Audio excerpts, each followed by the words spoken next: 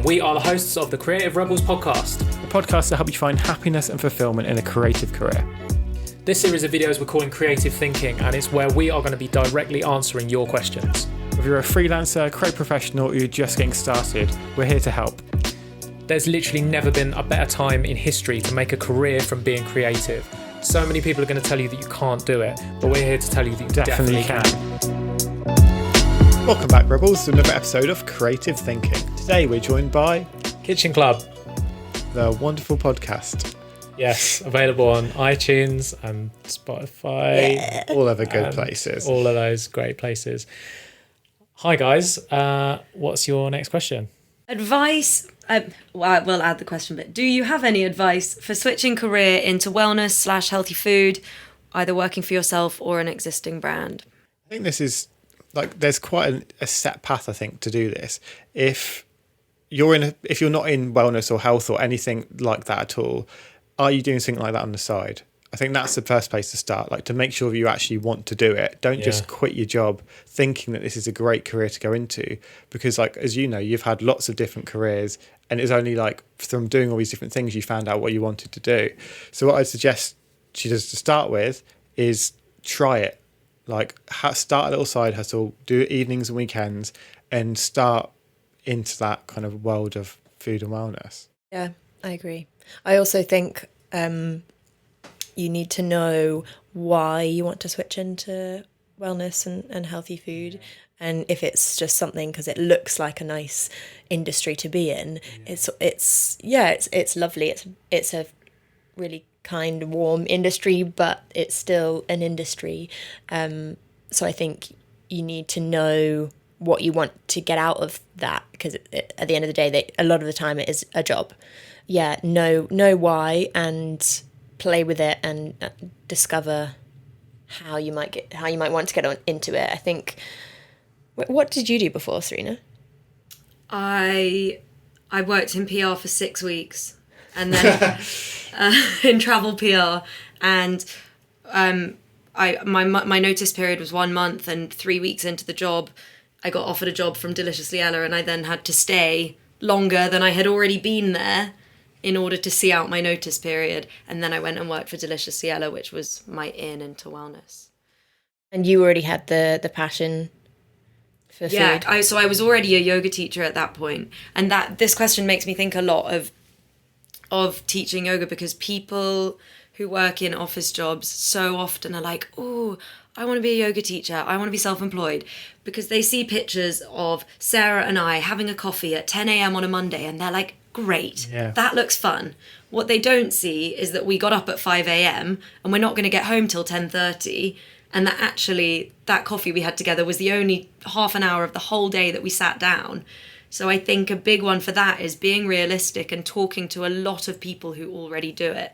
Not just one person in case they say, it's amazing, it's easy, I float from class to class and that's that. But talking to a lot of people and getting them to be honest with you, because as Sarah said, whilst the health and wellness industry is great, it's still a job. And if you want to do well, and if you want to make money, and if you want to be successful, you have to work your tits off. And of course, it would be nice to teach one yoga class a day and spend the rest of the day taking Instagram photos and drinking coffee, but that's not going to get you massively far. Yeah, necessarily. Sure, there are anomalies, but unless that's your niche. Yeah, it's being realistic about it, isn't it, and doing your research. Because I think, if you're looking on Instagram and thinking oh, I could get invited to all these places, this would be really great, I'd love to do that. Not realising all the hard work that goes into it on the back end. And as you said, it's a job at the end of the day. No jobs are easy. If you're going to make money, there's always going to be a level of difficulty in that. And I mean, it's not just health and wellness. It's any career that you go to move into. I think the way the question was worded is how do you do it? Because it all seems very cloudy of that there's a correct route into another career from the one that you're in. There is no correct route. It's again just comes down to that start something, and obviously, like you said, hedge your bets first. Make sure that you're being responsible. You've got enough money in the bank for a start. That give yourself a 6-month buffer. We normally recommend. If you can do more than that, then do more than that. But give yourself time to be earning no money so that you can like give this a go and make sure that it's going to be for you. And doing that while you still have the safety of an existing career is really good advice. But like there's no magic pill. There's no like, oh, you have to phone this person and then they'll let you into that industry. It's like you've just got to start.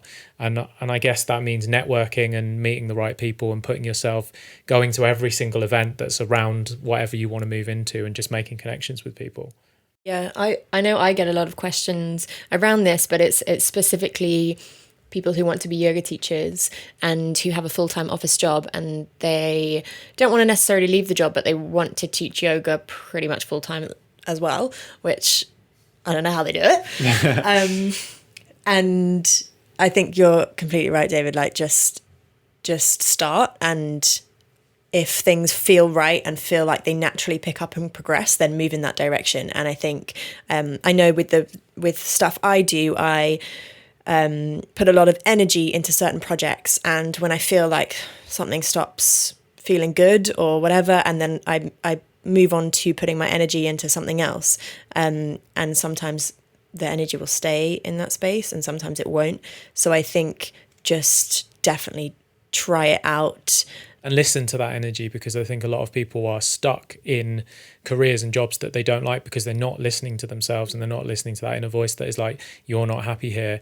We interviewed someone the other day who stayed in a career for 5 years longer than he should have, because he was just in the pattern of this is what I do. I get up, I go to work, I sit in this office, but yeah, if you can listen and feel where your energy is going and ride that, then that's going to be more fulfilling for your life. Yeah. I had a big period of, well, not a big period, a couple of years. It was when I stopped working at Ella and you were there, and I'd come in for lunch all the time.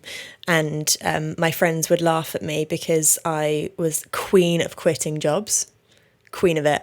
But it's just because it didn't feel right, and I knew that, and I didn't want to keep turning up and keep putting my whole time and energy into something that I knew was not right for me. So I think it's, definitely trusting your gut and... Yeah. We just interviewed Marie Forleo, and that was something that she spoke about, that she had this voice inside of her, and she was like, this is not right, this is not right, this is not right, until she found what she was meant to be doing, and then all of a sudden it felt right. Yeah. And when it does feel right, then you can justify the sleepless nights, the up at 5, the bed at 10. You can justify that. Yes, I think when you're working in a job, there's a really weird thing where people are like, well, I have to give it a year. And it's like, there's this weird, like, you attach a number to it. Well, I can't leave before this time because that'll look bad on my CV.